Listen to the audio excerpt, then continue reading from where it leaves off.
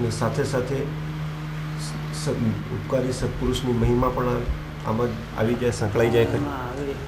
જેને આત્માનું સ્વરૂપ સમજ્યું છે એવા દેવગુરુ શાસ્ત્ર જે સમજાવે છે, જે આત્માનું સ્વરૂપ અનાદિ જે સમજ્યું નથી એને સમજાવનાર એવા સત્પુરુષ, એને જ્ઞાની પ્રત્યે મહિમા વગર રહેતી નથી.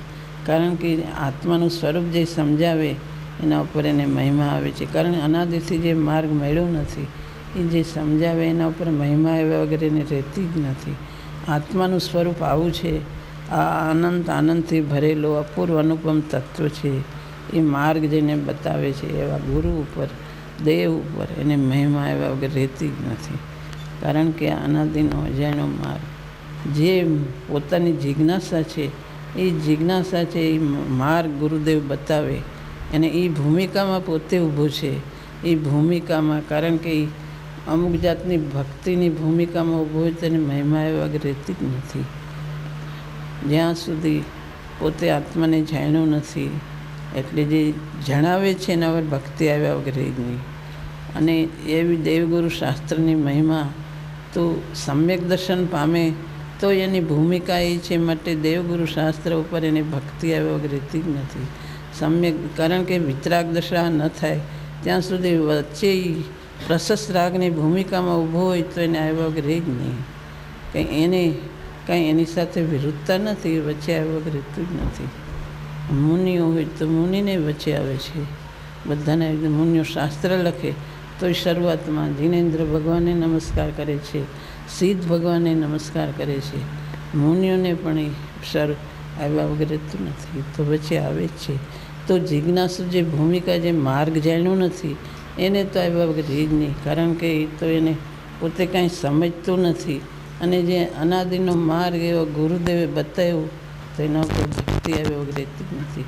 કારણ કે અનાદિનો આવો અજાણ્યો માર્ગ કે જે પોતે કાંઈ સમજતું નથી એવો માર્ગ જેને સમજાવ્યો એના ઉપર મહિમા એને આવ્યા જ કરે છે.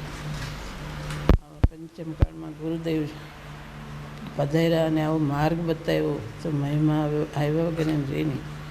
અને આત્માનું ધ્યેય એને સાથે હોય કે આવો આત્મા છે, એ આત્મા મને કેમ પ્રગટ થાય. એ જેણે પ્રગટ કરવાનું જે નિમિત્ત ગુરુદેવ, એના ઉપર દેવગુરુ શાસ્ત્ર પર ભક્તિ આવ્યો રહી નહીં. તો એને વિરુદ્ધતા નથી, એની સાથે વિરુદ્ધતા નથી. ભક્તિ સાથે કંઈ આત્માની જિજ્ઞાસાને વિરુદ્ધતા નથી, તો એને સંબંધ છે. એને વિરુદ્ધતા નથી. સમ્યક દર્શનની ભૂમિકામાં પણ એ હોય છે દેવગુરુ શાસ્ત્રની ભક્તિ એને, અને મુનિઓને પણ હોય છે. એની ભૂમિકા પ્રમાણે હોય. એને પૂજા આદિ કાર્ય ન હોય પણ એને ભક્તિ હોય છે મુનિઓને. અને સમ્યક દર્શનની ભૂમિકામાં એને કંઈ વિરુદ્ધતા નથી. કંઈ રાગની ભૂમિકા છે ને આત્મા વિતરાગ છે એટલે એને એ આવે નહીં એવું નથી. એ વિતરાગ દશા પ્રગટ થાય ત્યારે એ છૂટી જાય છે. પણ વિતરાગ સ્વરૂપ આત્માનું છે, પણ એને દ્રષ્ટિમાં ગ્રહણ કર્યું. આત્મા નિર્વિકલ્પ તત્વ છે, એને દ્રષ્ટિમાં ગ્રહણ કર્યું પણ એને પ્રગટ નથી થયું ત્યાં સુધી વચ્ચે આવ્યા વગર નહીં. જે પોતેને જાણવું છે એ જણાવનાર મળે એના ઉપર ભક્તિ આવ્યા વગર રહેતી નથી. અને વિરુદ્ધતા નથી કે હવે અંદર આત્માનું કરવું છે, હવે બહારનું કાંઈ નહીં.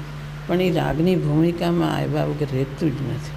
ન આવે તો એ એક પોતે સમજો નથી બરાબર, પોતે સમજો નથી કે અંદર આત્માનું જ કરવું છે, બહારનું. પણ એ બહારના વિકલ્પ એને આવ્યા વગર રહેતા નથી. બીજું બહારનું કેમ આવે છે? વિભાવની ભૂમિકામાં બીજા વિભાવના ભાવો એને અપ્રશસ્ત આવે છે, તો પ્રશસ્તમાં એને પલટાયા વગર રહેતું નથી. જેને આત્માની રુચિ જાગે એના ભાવો પ્રશસ્તમાં પલટાઈ જાય છે.